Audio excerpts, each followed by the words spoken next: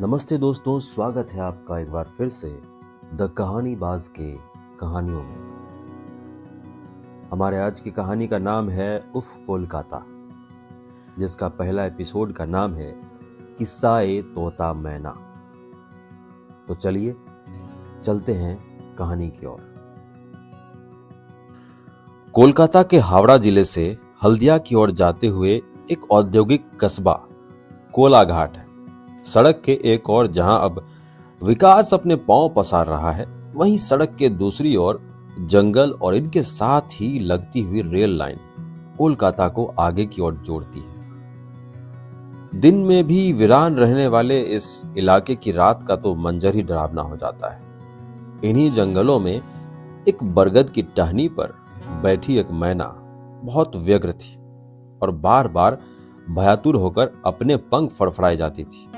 वहीं से उड़कर जाते हुए एक तोते ने जब उसे देखा तो वो भी उसी डाल पर आ बैठा। उसके डाल पर आकर बैठते ही मैना अत्यधिक क्रोधित हुई और क्रोधाभास में ही चिल्लाई, ओ तोते, तू यहां कैसे बैठ गया? तोता को इस प्रकार के आचरण की आशा नहीं थी। उसने तो सुन रखा था कि मैना बहुत मीठा बोलती है।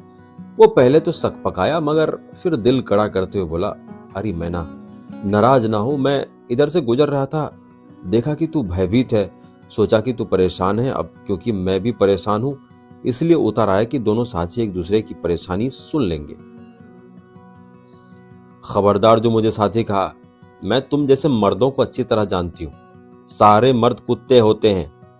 मैना गुस्से से बोली, मेरी बात सुन, सारे मर्द कुत्ते नहीं होते हैं, कुछ तोते भी होते हैं। अब मुझे ही देख, मेरी क्या गलती थी?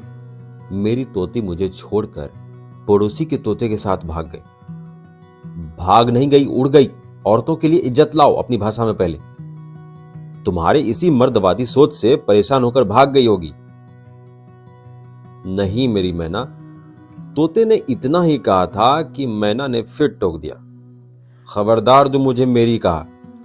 सॉरी मैना, सॉरी, मगर वह मुझे इसलिए छोड़कर चली गई क्योंकि मैं हरे राम बोलता था, जो उसे पसंद नहीं था। पड़ोसी का तोता भींगे होठ तेरे गाता था, बस इसी कारण से फुर हो गई, कहकर तोता उदास हो गया। उसकी बात सुनकर मैना भी एक हिस्सा पिघली, मगर फिर शेष 99 हिस्सा कठोर करती हुई बोली, जो भी हो, लेकिन तुम यहां नहीं रह सकते। मैं मर्द जात पर भरोसा ही नहीं कर सकती। लेकिन मैना, मर्द जात ने ऐसा क्या किया है जो तू इतनी नाराज है? और यह भी बता कि तू इतनी डरी हुई क्यों है? डरना तो हम औरतों को मर्द जात की बुरी परछाई से ही चाहिए, मगर इस वक्त मैं तुझसे ज्यादा एक दूसरी बात से भयभीत हूं। ओ मैना, शायद तेरा डर भी थोड़ा कम हो जाए। मुझे भी अपने दिल की बात बता। कहते हुए तोता जरा करीब आ गया। एक किस्सा है जो सुनाऊंगी तो तुझे भी विश्वास हो जाएगा कि मर्द जात बेवफाई का दूसरा नाम है। मैना ने मुंह दूसरी ओर घुमाते हुए कहा और फिर थोड़ा ठहर कर कहना जारी रखा, मैं जो कहानी सुनाने जा रही हूं वह ऐसी है जिससे तेरे मन में कई सवाल उठेंगे, लेकिन मुझे बीच में टोकना नहीं। और यदि बीच में तू टैं बोल गया तो शुक हत्या का पाप मेरे ऊपर नहीं आएगा, ऐसा वचन दे। वचन देता हूं, तोते ने कहा। ठीक है, अब मैं कहानी शुरू करती हूं। वो सामने जो बिल्डिंग देख रहा है ना, वो कवि गुरु भारती यूनिवर्सिटी है। वहीं रहता है हमारे कहानी का नालायक। मैना ने अभी आधा ही कहा था कि तोता बोल उठा, नालायक? देख, मैंने तुझसे पहले कहा था ना कि तू बीच में नहीं टपकेगा। मैना कुपित होकर बोली, अच्छा, सॉरी। तोते ने फौरन पंख उठाकर माफी मांगी। हाँ, तो वहीं रहता है हमारी कहानी का नालायक, नायक सिद्धार्थ। तोते आशिकों की कई नस्ल होती है, जैसे प्यासा आशिक, तमाशा आशिक, जरा सा आशिक, मरा सा आशिक, भला सा आशिक, दिलासा आशिक और रुमासा आशिक। और भी बहुत से होते होंगे, मगर यह नालायक अलग ही नस्ल का आशिक है। लड़कियों की ख्वाहिश होती है कि उनका प्रेमी घुटनों पर बैठकर हाथों में फूल लेकर उन्हें प्रपोज करे, सिद्धार्थ इससे आगे की चीज है। वह मंगलसूत्र लेकर प्रपोज करता है। लड़कियां इसका था ही नहीं पाती, तर जाती हैं। इतना भोला, इतना सच्चा। इसी सच्चाई से सिद्धार्थ अपने मां का कंगन 12 कलाइयों में घुमा चुका है।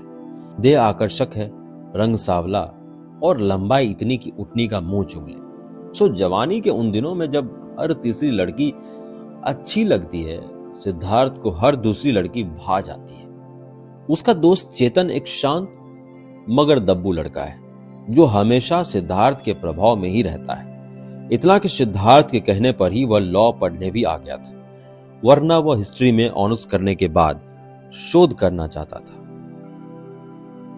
बड़ी मुश्किल से रजनी नाम की एक लड़की से दोस्ती हुई है, मगर क्योंकि यह कहानी रजनी की नहीं है, इसीलिए उसकी ज्यादा चर्चा की जरूरत नहीं है। दोनों ही दोस्तों के पहले साल की पढ़ाई खत्म हो गई है। हॉस्टल बंद होने के कारण दोनों अपने घर हावड़ा गए थे।